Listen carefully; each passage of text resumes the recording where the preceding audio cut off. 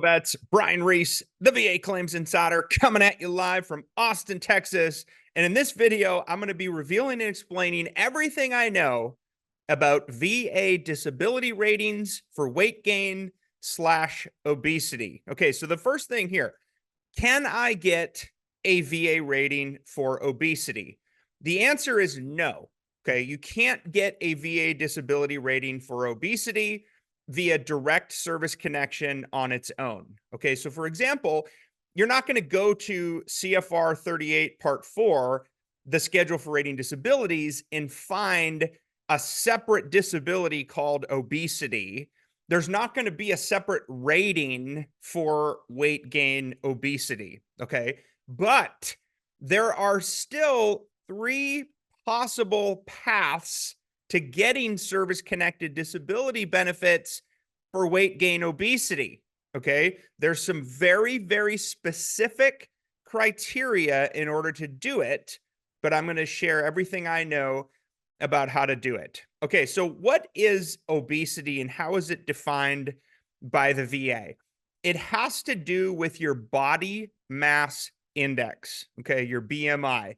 Now, the way that the VA looks at this, they consider overweight anybody with a BMI between 25 and 29.9.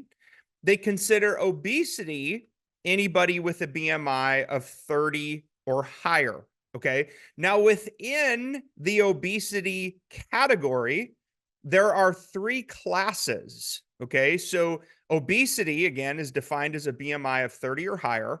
There's class 1, there's class 2, there's class 3. Okay. I'm not going to go through all of them, but what you need to know is if you have a BMI above 30, you're going to be in one of these classes. If you're above 40, you're going to be considered severe or morbidly obese. Okay, now let's talk about 3 ways to get service-connected VA disability benefits for obesity.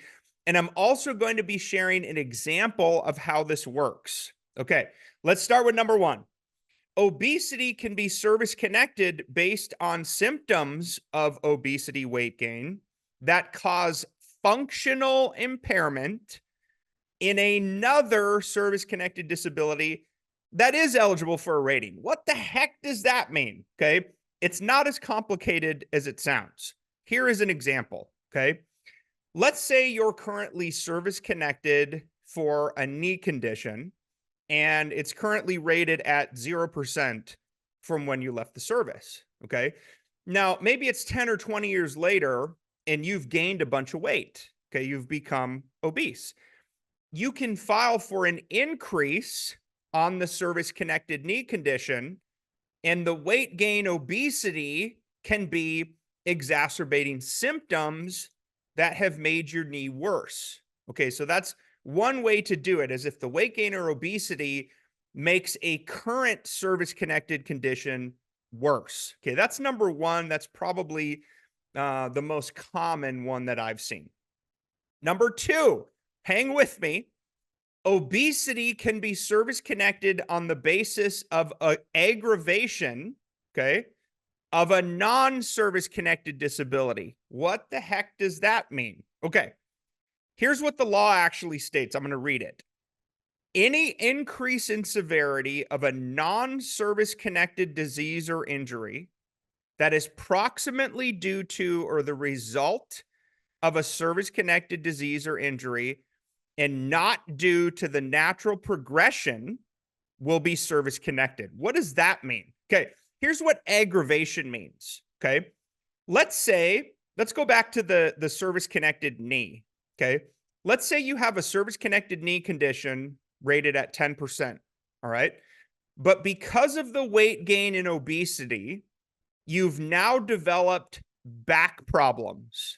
Okay, you can potentially file a secondary claim connecting the back, right, which is currently not service-connected. So that's the non-service-connected condition. You can connect the back secondary to the knee condition, and you can use weight gain obesity on principles of aggravation. Okay, had it not been for the weight gain obesity, you would not have the back problem. Okay, that's how you connect the knee and the back in that example. Okay, so principles of aggravation is number 2. The third way, obesity can be what's called an interim link or an intermediate step between a service connected disability and a current disability on a secondary basis. What does this mean?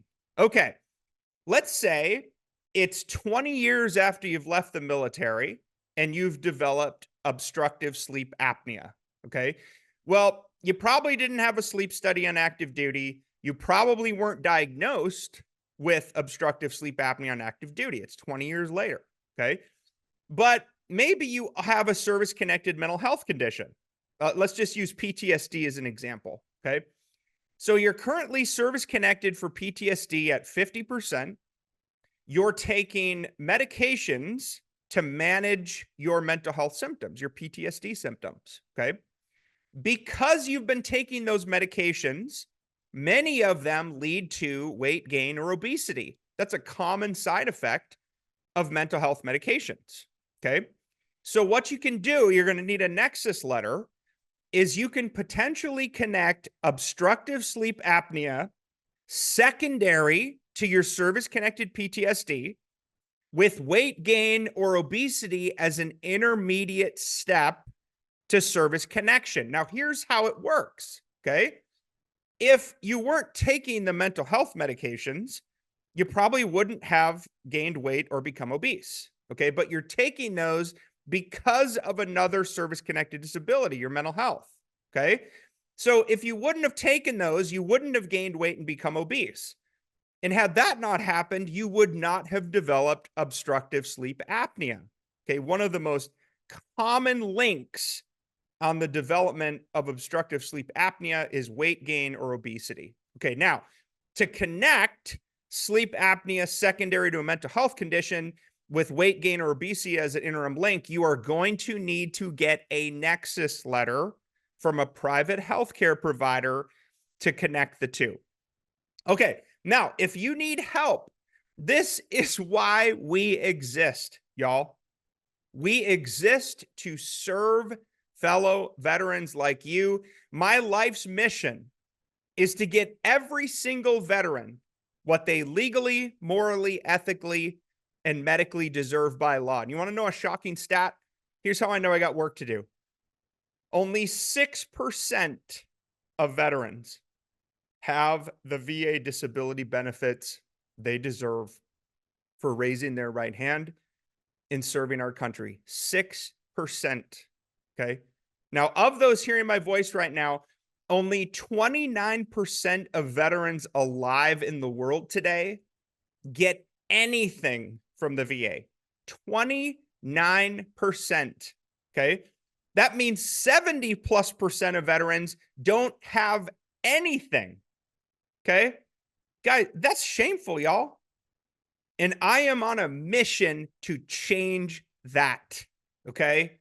If you need help, if you're stuck, you're frustrated, you're underrated, you're sick and tired of fighting the VA alone, come on in and become an insider. Okay. We welcome you with open arms. You're going to get to chat with me in our mastermind groups. I'm going to connect you with one of our amazing coaches who will serve as your guide on your path to VA claim victory. Okay. You can start now. You'll see a banner across the bottom of the screen. VAclaimsinsider.com. Fellow vets, thank you for your service. Thank you for your sacrifice to our country. God bless you, and we'll talk soon.